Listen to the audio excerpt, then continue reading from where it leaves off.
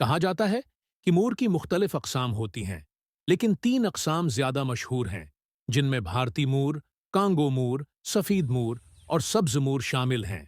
Congo मोर, भारती मोर, सफ़ीद मोर को अपनी दुम के पंखों को उगाने में 3 साल लगते हैं। मोर की पैदाइश के वक्त दुम नहीं होती। उस वक्त नर और मादा मोर एक जैसे नजर आते हैं। जब मोर होता है 3 माह के हो जाते हैं तो उनके जिस्म पर पनी खाना शुरू हो जाते हैं और तकरीबा 3 साल के उर्से में मोर की दुम के मुकम्मल पंख उगते हैं। मोर के गुर्वा को रिवट नहीं बल्कि मिस्टर या पार्टी कहा जाता है और मोर के खानदान को बीवी कहा जाता है, जबकि मोर के बच्चे को पीचक्कस कहा जाता है। मोर फल, बीज, फूल, पत्ते, कीड़े मकोड़े, चिवंटियां, ततलियां वगैरह खाते हैं। दाने मोरों की सबसे आम खुराक हैं क्योंकि ये जमीन पर रहने वाले परिंदे हैं। मोर सांपों का पीछा करने के लिए भी जाना जाता है।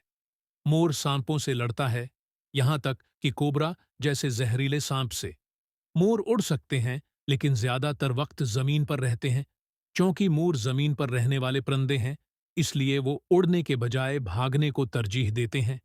मोर 16 किलोमीटर फी घंटा की है रफ्तार से भी दौड़ सकते हैं, जो कि दूसरे जमीनी परिंदों के मुकाबले में काफी तेज है।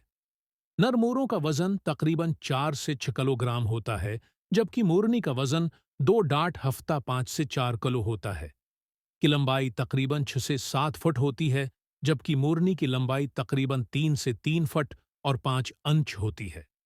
मोर के चीखने की आवाजें नाखुशगवार होती हैं। मोर की नाखुशगवार चीखने की आवाजें आती हैं और उसे अक्सर ऊंची आवाज वाली मखलूक समझा जाता है। मोर 11 मुख्तलिफ आवाजें निकाल सकता है। मोर बारिश उन्हें की इत्तला देते हैं। मूनसून के दौरान उनकी आवाजों की गूंज बढ़ जाती है क्योंकि वो आने वाली बारिश की इत्तला देते हैं। मोर जब अपनी दम हिलाता है तो वो एक धीमी आवाज निकालते हैं जिसे इंसानी कान महसूस नहीं कर सकता। मोर जब खतरा महसूस करते हैं तो ऊंची आवाज निकालते हैं। मोर 40 से 50 साल तक जिंदा रह सकता है। मोर पूरी दुनिया में पाले जाते हैं और मोर चिड़ियाघर का एक लाजमी हिस्सा हैं। जंगल में मोरों की औसत उम्र 15 से 20 साल होती है। 50 साल तक जिंदा रह सकता है जब उन्हें कैद में रखा जाता है। जंगल में कम उम्र के पीछे एक बड़ी वजह शिकारी जैसे शेर, भेड़िए, कुत्ते वगैरह हैं।